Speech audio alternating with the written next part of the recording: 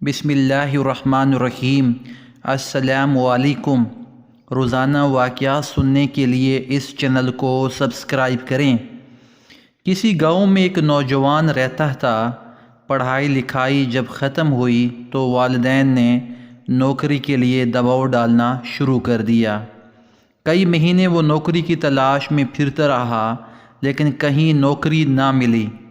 ایک دن تھک ہار کر خود سے بولا، رزق تو اللہ کی ذات نے دینا ہے، اب میں نوکری کی تلاش میں نہیں پھروں گا بلکہ سکون سے زندگی گزاروں گا۔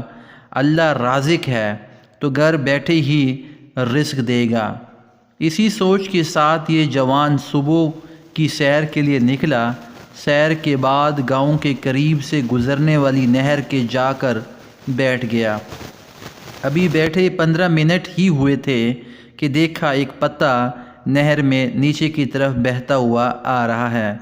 چھلانگ لگا کر پتا پکڑا تو کیا دیکھتا ہے کہ پتے پر 2 نان اور ان پر حلوہ پڑا تھا۔ واہ خدایا، واقعی رزق تو کھانے والے تک خود پہنچتا ہے۔ حلوہ کھایا، بہت لذیذ تھا۔ پیٹ بھر کر واپس گھر آ گیا۔ ظہر کے بعد پھر نہر کنارے چلا گیا۔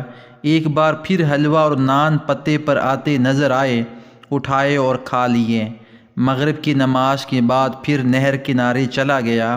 اس بار بھی وہی ہوا۔ واہ، رات کے کھانے کا انتظام بھی ہو گیا۔ اب روزانہ فجر، ظہر اور مغرب کی نماز کے بعد نہر کنارے جا کر بیٹھ جاتا اور بلا ناغہ اور حلوہ مل جاتے۔ یہ سلسلہ کئی دنوں تک چلتا رہا۔ ایک دن خیال آیا کہ دیکھوں کہ اللہ تعالیٰ کس طرح یہ نان اور حلوہ بھجواتا ہے۔ اسی سوچ میں صبح کی نماز کے بعد نہر کی اوپری طرف چل پڑا۔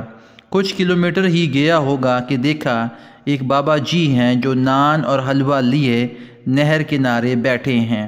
قریب جا کر دیکھا تو بابا جی نان کے اندر حلوہ رکھتے اور پھر اس گرم گرم حلوے سے اپنی ٹانگ پر نکلے ایک پھوڑے کو ٹکور کرتے، پھر ایک پتے پر نان اور حلوہ رکھ کر نہر میں بہا دیتے، جو ان کا دل ایک دم خراب ہونا شروع ہو گیا۔ اکائیاں آنے لگیں، کیا میں اتنے دنوں سے یہ حلوہ اور نان کھا رہا تھا؟ بابا جی سے پوچھا، یہ ماجرا کیا ہے؟ بابا جی بولے، کئی دنوں سے یہ پھوڑا نکلا ہوا تھا جس کی وجہ سے بہت تکلیف تھی۔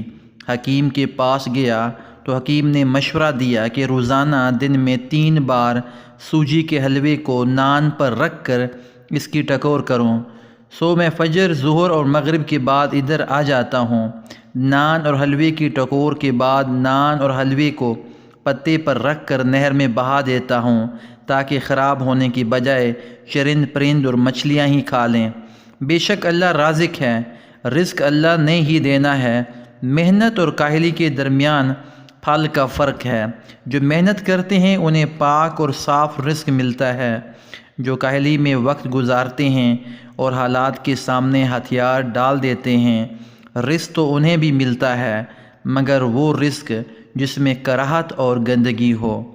جزاک اللہ خیرہ۔